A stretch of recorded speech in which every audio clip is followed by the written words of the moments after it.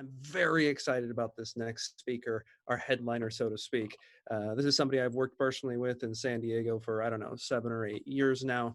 And he's a little bit of a legend here. Came with his PhD in physics, but is a science nerd to his core. I've sat down and talked with this man for hours, and he's the only person who's nerdy enough to make me walk out of a room and go, wow, that guy was pretty nerdy. He is fantastically well versed in science and is one of the people who's brought science outreach, especially adult science outreach, to San Diego. He's someone that I'm really, really proud to have worked with on a lot of occasions. Dr. Steven Snyder's next talk is going to be I've seen things you people wouldn't believe. How my quest for a telescope, a trip to the Guggenheim, and a pile of bricks brought me to a surprising realization. Science does more than just provide explanations. It fundamentally warps the way you experience the world around you.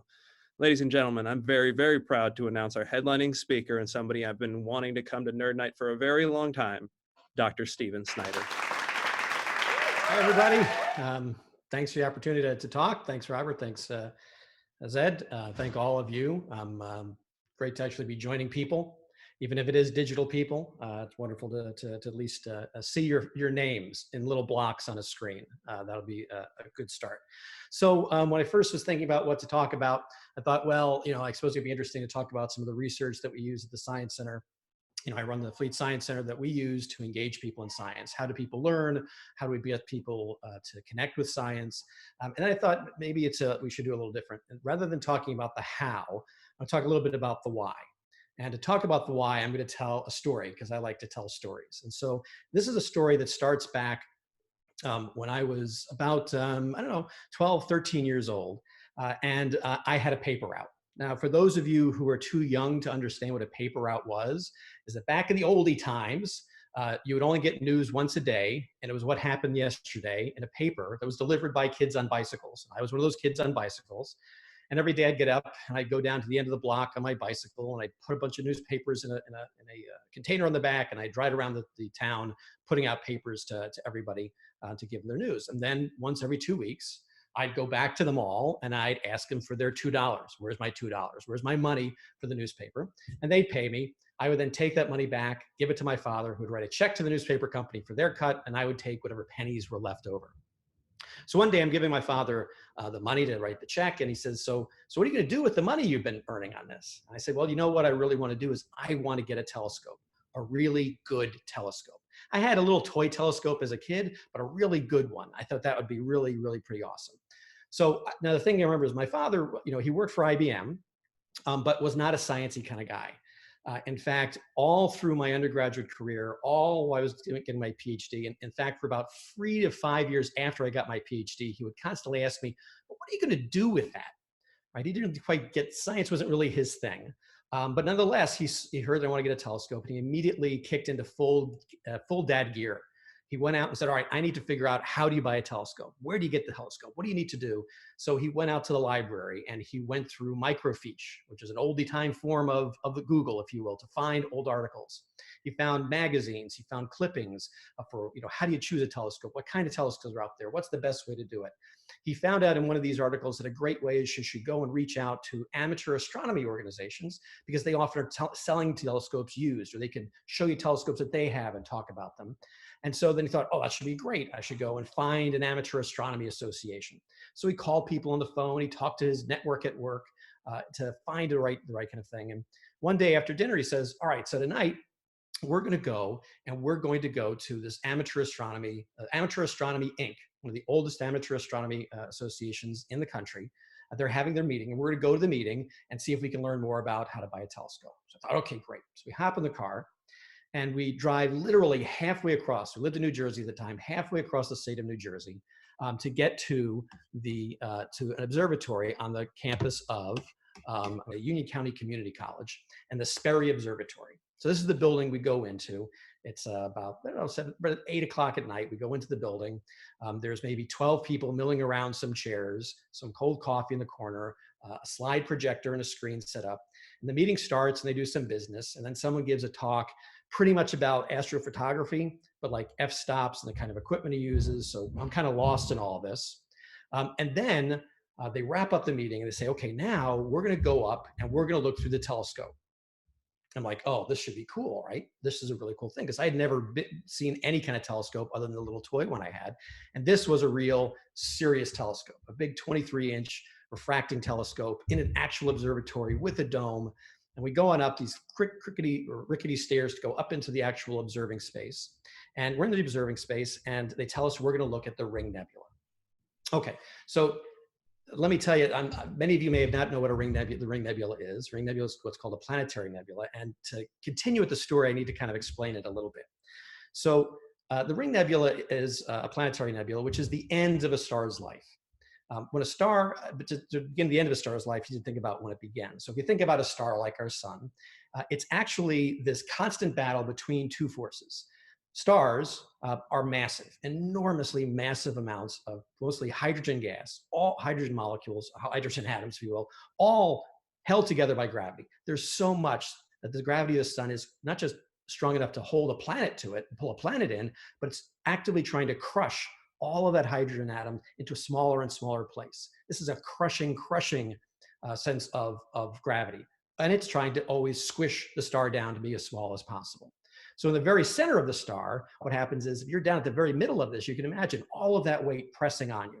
And so the hydrogen at the very center, at the core of this star, starts getting pressed closer and closer together. And as it gets closer and closer together, it gets hotter and hotter. And as it gets hotter and hotter, it starts slamming into hydrogen atoms, slamming into each other in the center and the core of the star. Eventually, the star compresses down, so this core is so hot and so dense, there's so much pressure, that those hydrogen atoms collide with enough force for them to fuse together and create helium. So two hydrogen atoms smash together, a helium atom is born, and an enormous amount of energy is released. And that enormous amount of energy raises the temperature of the core even further, which causes more hydrogen atoms to smash together, forming more helium, releasing more energy. And effectively what you have is at the core of our star, core of any star, core of our sun, is a giant thermonuclear explosion. This is basically the biggest H-bomb in the universe going off in the center of the star. And that energy is trying to escape and is trying to push the star apart, trying to blow it to pieces. So a star is this delicate dance between the crushing force of gravity and the explosive energy that's being released at its core. Most of the star's life, it's in balance. Our star, our sun right now is in balance, right? The forces pushing it away and the forces crushing it together are balanced out. It's a nice stable star. But after a couple billion years, the hydrogen in the core gets used up. So hydrogen's been turning into helium, turning into helium, turning into helium, and eventually there's just not enough hydrogen left to really keep the explosive force going. Because what you're left with is a much smaller core of helium atoms. And those helium atoms aren't crushed together enough to actually start their own kind of thermonuclear reactions. So then gravity starts to win. As gravity wins, the core gets smaller and smaller. And as it gets smaller, it gets tighter. As it gets tighter, it gets hotter. As it gets hotter and hotter and hotter, eventually it gets hot enough that it actually ignites the hydrogen outside of the core. And you get a new kind of hydrogen burning going on. But this hydrogen burning is not just the burning of the hydrogen atoms in the outside, in that shell, but it's also driven by the heat of this helium core, which is still getting compressed and compressed and getting hotter and hotter. What this means now is rather than gravity winning, which was compressing the core down, now the explosive reactions start winning. And the star starts getting bigger and bigger and bigger and bigger until it becomes what's called a red giant star. Our sun will go through this process in a couple billion years. It will go through this. The hydrogen in its core will get used up, the helium get compressed enough, new hydrogen burning will start, and it will expand. It will expand so much that it will swallow Mercury, swallow Venus, fill our sky. I mean, completely fill our sky and potentially even swallow the Earth up inside of it. At the same time, then, at this star of the life, it's got this huge, the star has become enormous, much, much larger than it ever was before. But still at its core is this burning hydrogen shell of hydrogen atoms smacking together, still becoming helium. Eventually, though, that core gets compressed and compressed enough for the helium inside to start colliding and fusing itself. And it becomes, helium collides into a series of reactions, becomes carbon atoms, also releasing enormous amounts of energy. And so what you have then in sort of this next stage of life is a core that's an outer shell of hydrogen that's being fused together, releasing energy. A core inside of helium being fused together and releasing energy. And a core of what you might call carbon ash. Helium fuses together and creates carbon and oxygen, and that ends up being the core. Now this core, for most stars, there's just never enough gravity for them to ignite, but you have these two other burning places. You've got this incredibly hot carbon core surrounded by a ring of helium gas that's fusing together and shooting out energy, that's feeding hydrogen gas to fuse out instead of energy. But the interesting thing about it is that this is actually very unstable, and it actually starts pulsing. And so the star starts pulsing, this core starts pulsing, and bit by bit, it blows away everything outside of it. All of the rest of the star that had gone massive into the red giant, all of that atmosphere, all the outer layers get blown away off into space, leaving just this exposed core. And eventually, the hydrogen and helium themselves are gone, and all you're left with is this tiny last core of carbon and oxygen, super dense, and incredibly hot, but just not hot enough to start fusing itself. This is, in a sense, the end of the star's life. This is the burning ember that's left after the star is given up, and it can't create any more energy. It can't push anything else out. And in fact, it's blown off all its outer layers. And so you're left with this tiny, dying little core of a star out into space called a white dwarf. But it's not alone. All of the atmosphere that it blew off, all of the material that was outside in its the outer rings outside of the core that blew off into space is still there. And that carbon core, while itself doesn't have any nuclear reactions going on, is so hot, it's still glowing. And that light emits out into space, hits the remnants, the dust and gas that it blew off, and causes them to glow. And that's the planetary nebula. This is the ring nebula. What you see are rings of scattered gas that was all at one point part of that star. And if you look right in the middle of that picture, you can see a tiny blue dot.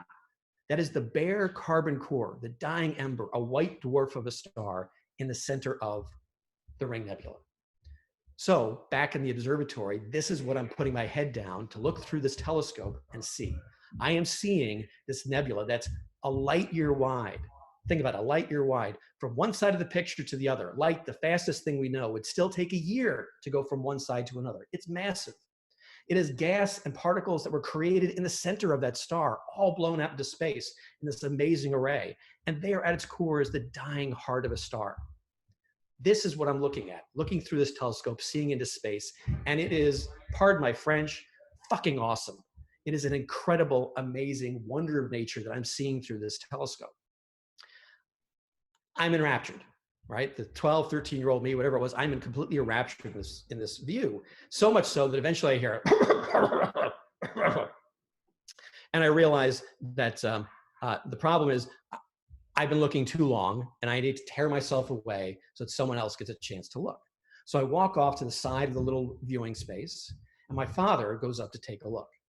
Now my dad is a big guy, was a big guy, 6'4". So he bends down to look through the telescope, puts one eye up, and a second later looks up and looks past the telescope to the end of the telescope, puts his eye back to the eyepiece, and then looks back up again. And keeps doing this as if he's going to see something different between the telescope and looking out into space. And then he walks over to me, and I'm super excited to share this moment with him. And he goes, "What?" It was a fuzzy dot with another dot in the middle of it. No, carbon core, light years wide, nucleosynthesis, exploding forces, death of a star. A fuzzy dot with a dot in the center of it. Here we were looking through the exact same telescope and we saw two completely different things. Now, this stunned me because my father is an intelligent guy, a very intelligent guy. He knew a lot of stuff, but somehow we had seen two completely different things. And I guess as a teenager, my reaction was, oh, parents just don't understand. But really, it was something deeper. And it would take a long time before I actually figured out what went wrong, why we both saw two completely different things through this telescope. And it came years later when I was actually finishing up my PhD, and my wife had gotten invited to give a talk at a conference in New York City. We were living in Michigan at the time, and I went along as the conference spouse, which is awesome. So I'm going to the conference spouse in New York City, which basically meant that she went off to the conference and I ran around New York City, which sounds like fun, but it was 42 degrees. It was sleeting out. It was pretty awful. So basically meant me running around the city trying to find cheap theater tickets. To no avail. But anyway, at the end, the last day of the conference wraps up and the weather changes and it's 73 degrees. It's beautiful. And so we have some time. And so we decide we're going to take a walk. We go up through Central Park, we go to the Central Park Zoo, we make our way further north, and eventually find ourselves in front of the Guggenheim Museum. And I thought, now, I grew up in and around New York, but I had never been to the Guggenheim, right? Certainly knew the image of the building, knew it was a modern art or some kind of something there, but I'd never been in. My wife had never been in either. So we decided, let's go on into the Guggenheim Museum and see what's there. And so we go in, and it's a beautiful spring day, which meant all the New Yorkers were out. It was still March, so the tourists hadn't shown up yet. So we kind of had the place pretty much to ourselves. And the Guggenheim, if you've never been, is a spiral. And you walk up the spiral past small galleries in the show that was there. Now, the show that they were presenting at the time was something called Abstraction in the 20th Century. And it had some subtitle about freedom and discipline and something or other. So I think, all right, great. So we start winding our way up the spiral past all these different displays. And there's Mondrians and there's Calders and things that we knew, right? So we're a pair of overly educated physicists, terribly uninformed about art, but at least we knew these things. We knew Calder and Mondrian and some of these other names that we were coming across, Kandinsky. And so we're going past these kind of abstract paintings, these paintings with swashes of color and different shapes and cubic things and all this kind of stuff, things that we knew. And then as we move on, things get a little stranger. We come by a space that's a light fixture, a fluorescent light bulb, flat against the wall at a 45-degree angle. Okay, we go past one that is 9 piles of sand with flat silvered mirrors between the piles of sand. When we got to the point where there was a television screen, an old CRT screen with a horizontal hole broken, showing a show with only the vertical, just a single vertical line, we knew we were in way over our heads, right? Is this art? Is it not? Is that a chair for me to sit in? Is it a statement? Is that supposed to be broken? We really had no idea what was going on. But we continued on anyway. And it was a good thing we did, because then we came to the piece de resistance, for us, the high point of the show. We came up to a display of bricks, a pile of bricks, 2 high, 3 wide, 20 long, 120 bricks neatly stacked, exactly like you'd find on a job site. And next to the set is a small card, and this is how we remember it, that said on it the title of the piece, Pile of Bricks, Reproduction. Clearly, why we couldn't get more out of it and couldn't see beyond the pile of bricks is that it was a reproduction. If it had been the actual pile of bricks set by the artist's hands, maybe we'd have seen something. But here we're looking at a pile of bricks as a work of art. Now we, in our youth and science and nerdy nature, just kind of laughed at this. And it became a running joke for a long time, right? A moment when you think about, oh, it's a pile of bricks moment. Anytime we found something that was overly full of itself or overly artistic, oh, it's pile of bricks, it's pile of bricks. So for years, it was sort of a joke between us, this pile of bricks moment that we had. But then, like many things, the internet came along and ruined it. And I ruined it because one day I'm floating around the internet and I come across the Guggenheim's website. And so I'm looking at the website, and I actually look and say, boy, I wonder who the artist who did Pile of Bricks was. I wonder if they've got information on it. And sure enough, they had the catalog of the show. And so I looked through it and I click on it through clicks, and I find out the artist's name was Carl Andre. And unfortunately, it wasn't called Pile of Bricks. I know, shocking. It was actually called Equivalent #2. So clearly, that would have changed everything if we had actually remembered the right title. It makes a big difference in the interpretation, I'm sure. But I read on, all right? And here's where it kind of ruined it for me. So as I read on, I read that this piece was actually part of an installation of 8 pieces, each 120 bricks arranged in different ways, that was called Equivalent, because each of the piles of bricks laid in a different way was equivalent to the other. Okay, I start reading about Carl Andre and about minimalist sculpture and what was going on at the time and why they were doing the things they were doing and how he used the notion of the environment that something was in as a very important piece, and how his pieces weren't on plinths but were there on the floor, and on I kind of read about this. And the more I read about it, I read that when another piece of the collection, Equivalent #8, was on display in London, it was referred to as an insouciant masterpiece. Now, I read a lot about Carl Andre, about the minimalist movement, about what the work was supposed to be and what they were after. And while I can't say that I understood it as an insouciant masterpiece, I can say that I got the feeling that maybe I had missed something, that somehow I had missed part of the experience of this pile of bricks, of this equivalent. Somehow I had missed something. And a few years after, I got a chance to re-experience this because my wife and I took another conference trip. This time I was on the conference, she came with me, and we were in London. And so we went to the Tate Modern, the Modern Art Museum in London. And sure enough, as we're walking through, there is equivalent number 8, which was 120 bricks, the same basic kind of bricks, arranged slightly different. I think it was 6 wide, and so it was shorter and wider. And it was set on the floor with, velvet ropes around it so people couldn't get near it. And so we go up, and there's pile of bricks once again. Except this time, I have to admit, it was different. Having the context of the story and the context of the artist and when this was done, of what the intentionality was, of what they were trying to do, and what this piece meant at the time, I looked at this and looked at it differently. It was still the same pile of bricks I saw before, in all ways equivalent to the ones I'd seen at the Guggenheim. And yet, somehow I saw it different. I had a different experience. Still not going to call it an insouciant masterpiece, but it was different. And I realized at that moment that what our eyes sense and what our minds see are 2 different things. We take the sensory information in, and it is given meaning by the stories, the context. It's mitigated and morphed and changed by how we view the world, the lenses that we look through this. And that by looking through different lenses, we see different things. And as I'm realizing this, a kind of self-evident sort of notion, really, but it was kind of a moment for me, I got a flashback to standing up in that observatory with my father and recognizing that we had seen the same thing through the lens of the telescope. It was the same images that hit our eye, yet we saw something different. Well, I saw the birth, death of a star. I saw the creation of new atoms and molecules that had never existed before. I saw a light year wide, amazing glowing span of nebulous gas. He saw a dot with a fuzzy dot around it. And the only difference was how we interpreted what we saw.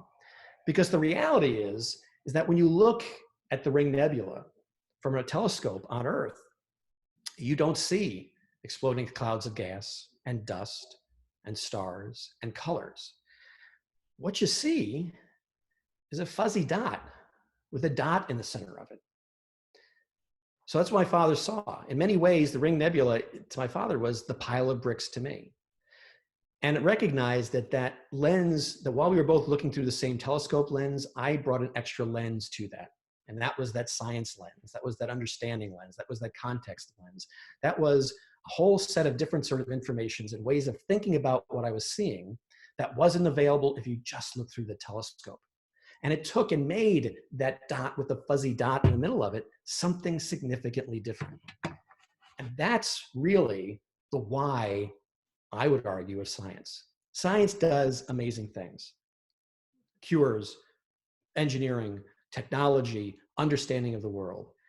But at its core, science gives you a new way to view the world.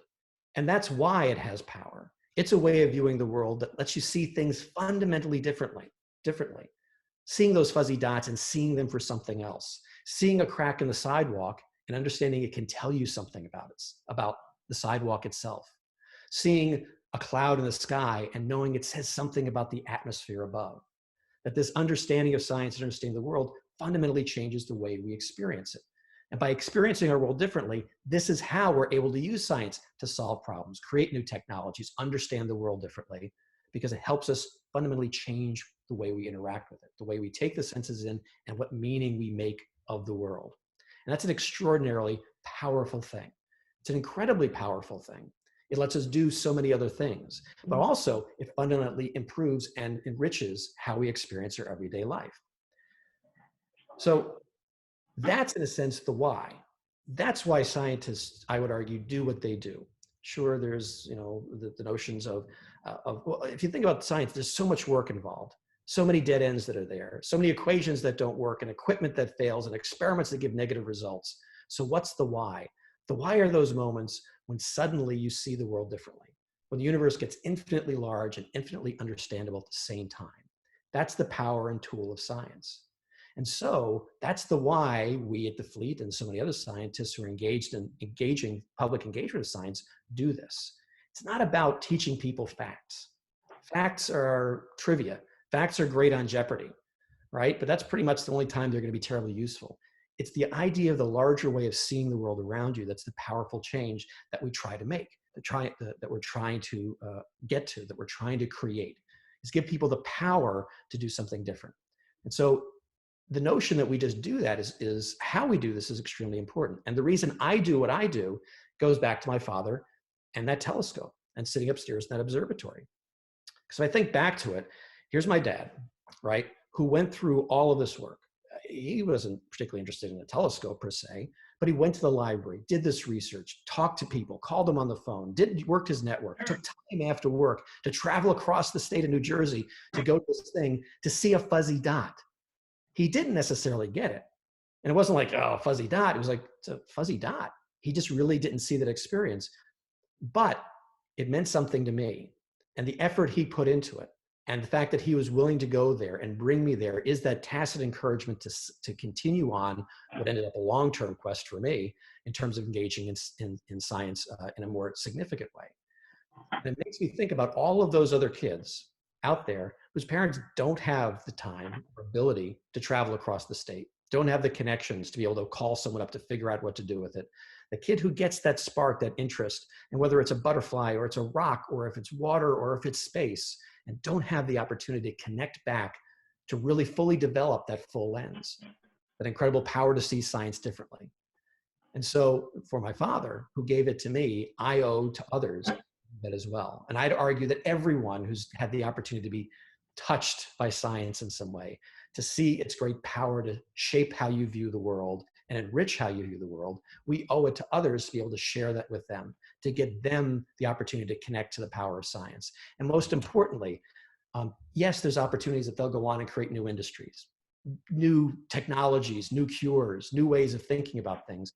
But most importantly, what we want to do is give everyone the opportunity to have access to the power of science so that when they see those fuzzy dots, they can actually see the insouciant masterpiece that hides within them. So thank you very much. I appreciate you taking the time to listen to my story.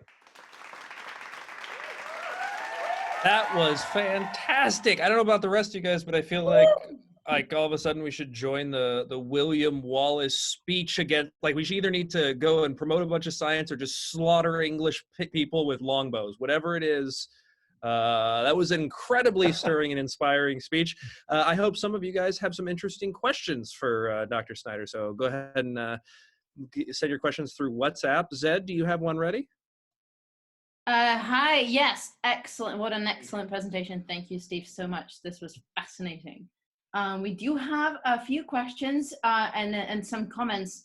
The participants commented on how incredibly beautiful it is, how hard it is to grasp how large the nebula is, originating from a single point. Things like, you know, describing the relationship between art and science, and sort of describing this beautiful sort of bottom up and top down interaction of perception. That was very apt. So we have a question number one. Do we understand what the thresholds are? And can we measure specific elements to determine when a star is going to become a red giant? Or can we only observe the effects of it based on output and size? Oh, okay. So you broke up a little bit there, but I'm guessing that the question is, can we look at a star and tell when it's going to become, when it's going to become a supergiant, or when it's going to change? We are, constantly looking out in space, and interestingly, right now, Betelgeuse, which is the right shoulder of Orion, is a super red giant. It's actually getting a little bit dimmer. And so we know at some point in time that red giant will go through a very different phase and probably become a supernova. And the dimming would be an early sign of it. People don't think that's going to happen quite yet, but we're really, to a certain extent, we can't, it's not like we can take a temperature and say, oh, it's going to happen now. This stuff happens over like the phases, a couple billion years. And then I think the red giants phase is maybe 1 million years. And then the helium burning phase is like 600,000 years, much shorter than those time spans, but much larger than a person's time span to know. So that, I don't think we've got a really clear idea. We can tell how old a star is, that it's older and closer to doing that, but I don't think we've got something we'd say, oh, it's going to happen now. But it's, it's be awesome to see. That's one of the reasons people are always looking up. Question number 2. How do we get the rest of the elements after helium and carbon? So for example, like iron comes from the stars, but I'm not sure. Yeah. Yeah, so the nucleosynthesis, it starts with hydrogen, create helium, and there's other things in between that can happen as well. There's not in as large a quantity. It's what most of the stuff happens. Helium becomes carbon and oxygen, and also some other things that happen. And then you can get carbon burning, which ultimately, and further burning, it ultimately gets to iron, right? Once you get to iron, you can't, it takes more energy to fuse iron than you get out of it. So you can't create, in a sense, much more than that. But the heavier elements and all the other stuff is thought to come from these large supernova explosions, that when a star explodes, it's an enormous amount of energy and other things are slammed together and create these higher, bigger elements over time. So the processes that are involved, there's a whole bunch of different ones and sequences that go on. It's really cool. There's a whole field basically of people who look at nucleosynthesis. How do you go from hydrogen up to all the stuff that we see? But the way we understand it right now is that every single atom that we know of was all created in a stellar furnace, initially coming from hydrogen. So the carbon in our bodies, and carbon and oxygen make up, I think, like 85 to 90% of a human body. That all came from the center of a star that at one point exploded and then recoalesced in the earth and recoalesced in us. So the common statement is that we're all stardust. And it's actually very true. So there's a number of really interesting, you can get really lost in the details of all the different ways you can create different kind of atoms. But check out any of the stuff online about nucleosynthesis and you can get kind of lost in a really cool story. Yes, no, I'm going to dive deep into the internet hole after this.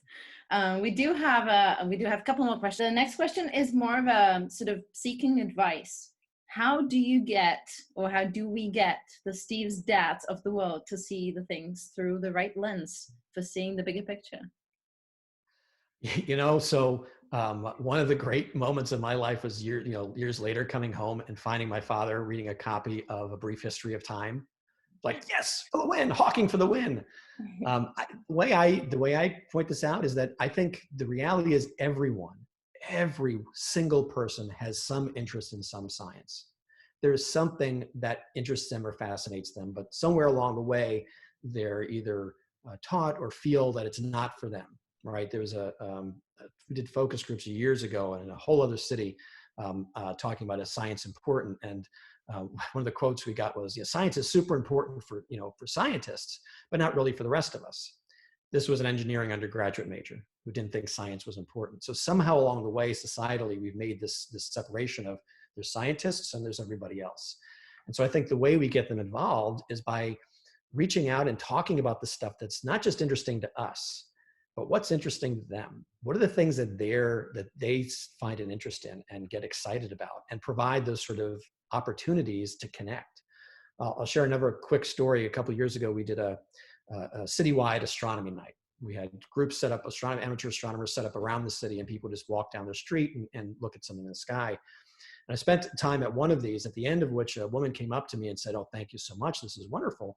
I watch this stuff on TV, but to see it with my own eyes, this is a moment right up there with the birth of my kids." And she was completely serious. This was completely sincere, that actually seeing Jupiter and its moons through the telescope was a transformational moment for her. And she must have been in her mid-30s before she had that opportunity. So how do we give more and more people the opportunity to connect in that way? Whether it's a nature show, but the step further, or looking through a telescope or a microscope or a rock, or finding the way it is And then most importantly, those of us who are excited and geeked by this, is to be passionate about it.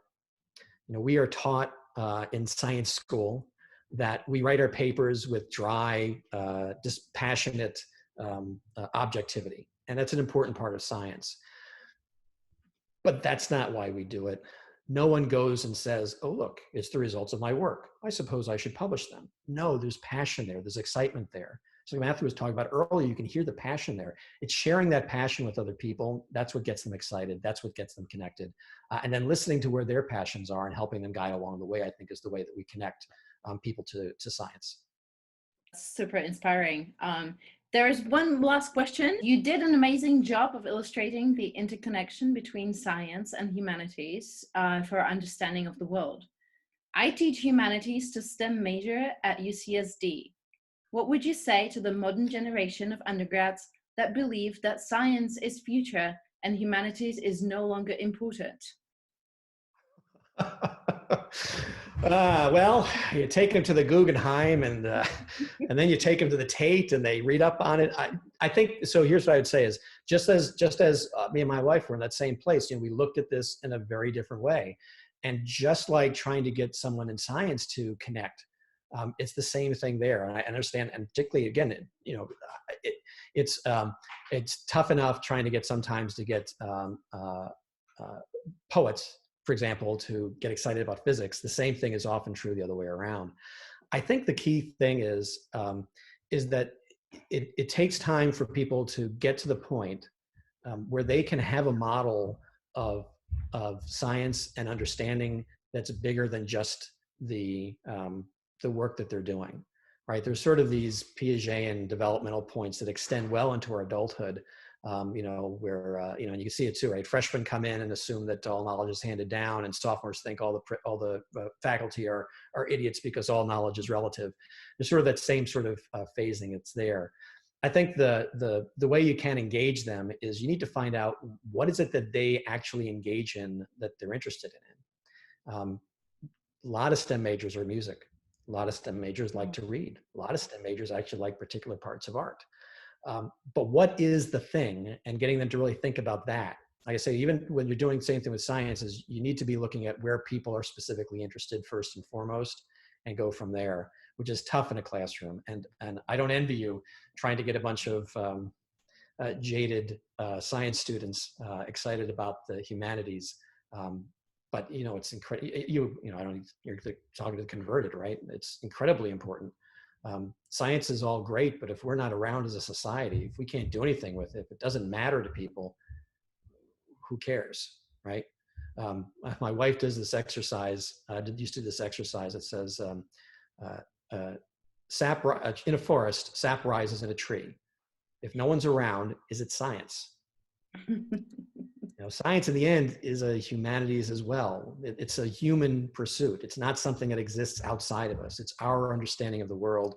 And humanities is another way of trying to find understanding of the world that science can't get to yet, right? It's too complex. There's an old joke where basically you say everything, turns into a perfectly spherical horse. How do you bet on horses? Assume a perfectly spherical horse. Well, that's not how it works. Humanities is the messy part, is understanding the messy part of the world that science hasn't been able to figure out yet. So I think they're incredibly complementary. And more power to you. That's excellent. That was fantastic. Stephen, you just do not disappoint. That was an amazing talk. And again, you got all our blood boiled up. So right now we are going to go either educate the world in science or charge the Bastille. I'm not sure what the next move for us all is, but you guys please at home give a round of applause that nobody will hear for our great speakers, Matthew Gates and Dr. Stephen Snyder, both of which who volunteered to be part of this experiment, if you will, the first ever digital San Diego Nerd Night. And we will try and keep this going as long as possible until we can all get back into the same room together and, give each other throwing knives and high fives and have all the fun that we normally do. Until then, you can keep up with us on our Facebook page, and you can also see the work of some of these gentlemen with their contacts that will be listed. And when it opens again to the public, you'll, of course, be able to go see Dr. Stephen Snyder at the head of the Reuben H. Fleet Science Museum in San Diego. As for everybody else who's out there, once again, again, thank you so much for joining us in this. I know normally we all like to be in the same room once a month, and it's a little weird that we don't get to do it. So for all of our friends, personal that we see every single month, we miss you guys. We hope to see you in person soon. And until we get to, this is as good as we're going to do. We really, really enjoy the fact that this community keeps going, and hope that we can keep this going on for a long time. Thank you so much, guys. All right, yes, thank you so much, Robert. I'm just going to say thank you so much, everyone, for joining us. This was indeed a very interesting experiment, and hopefully we can keep improving and making this all better. And have all a very good night. Thank you for joining, and we will see you again next month, I hope.